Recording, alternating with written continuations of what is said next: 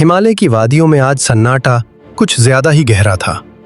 जैसे ही आसमान में लहू जैसा लाल चांद चमका, हल्कू को एहसास हो गया कि कोई बड़ी मुसीबत दस्तक दे रही है। गांव के सबसे बुजुर्ग दादाजी की आंखें भले ही देख नहीं सकती थीं, पर वो इस अनिष्ट को महसूस कर पा रहे थे। उन्होंने कांपती आवाज में कहा, हल्कू, आज रातों रात वो प्राचीन दानव रक्त असुर अपनी कैद तोड़कर वापस आ रहा है। लेकिन हल्कू के सीने में डर नहीं, बल्कि अपने गांव को बचाने की आग जल रही थी। उसने अपनी फौलादी मुट्ठी कसी और वादा किया, दादाजी, जब तक हल्कू जिंदा है, मौत भी इस गांव की सरहद पार नहीं कर पाएगी। आधी रात होते ही जंगल से एक डरावनी बैंगनी धुंध उठी।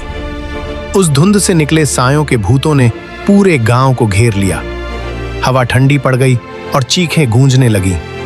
तभी जमीन फटी और साक्षात काल बनकर खड़ा हुआ रक्त असुर।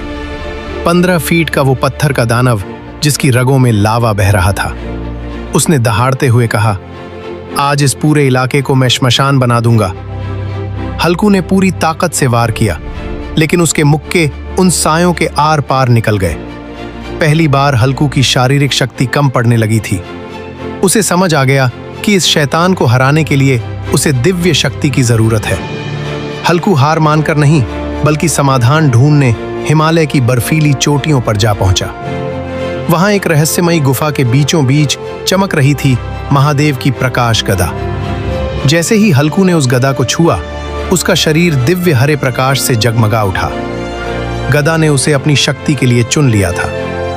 एक जोरदार गर्जना के साथ उसने उस अस्त्र को पत्थर से आजाद कर दिया।